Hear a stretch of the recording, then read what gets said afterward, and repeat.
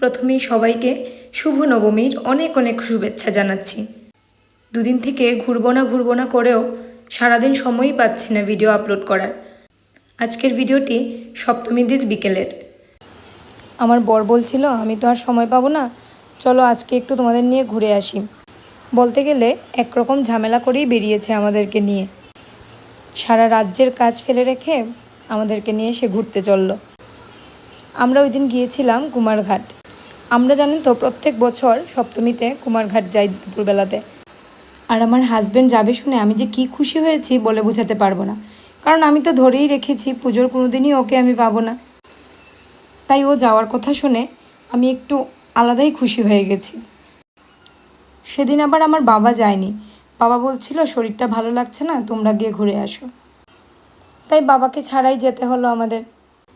আমরা কুমারঘাট গিয়ে প্রথমেই চলে গিয়েছিলাম চিত্তরঞ্জন ক্লাবে। কুমারঘাটে বড় বাজেটের 2-3টা পূজাই হয়, তার মধ্যে এটি একটি অন্যতম পূজা। আর ওদের লাইটিংটা না ভীষণ সুন্দর হয়। রাত্রেবেলা আসলেই এটা শুধু দেখা যায়। আর আমি একবারও রাত্রেবেলা যাইনি, দেখাও হয় না। তারপরে চলে গিয়েছিলাম সুভাষ সংঘের প্যান্ডেল দেখতে।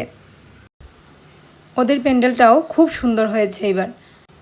কুমারঘাটে কয়েকটা পূজাই হয়, কিন্তু সবগুলোই খুব সুন্দর হয়। আর এই পূজাগুলো রাত্রেবেলা দেখতেই বেশি সুন্দর লাগে। আর ওদের মূর্তিটাও বেশ সুন্দর লাগছিল দেখতে। তবে আমার কাছে মনে হয় নিজেদের মানুষ সাথে থাকলে যে কোনো কিছুতেই আনন্দ একটু দ্বিগুণ হয়ে যায়। সেখান থেকে পূজা দেখা শেষ করে আমরা চলে গিয়েছিলাম আরেকটা ক্লাবে। এখানকার পূজা প্যান্ডেলটি রাম মন্দিরের আদলে তৈরি করা হয়েছে। আর এভাবেই সপ্তমীর বিকেল কাছের মানুষদেরকে নিয়ে আনন্দ ফুর্তি করে কাটিয়ে দিলাম।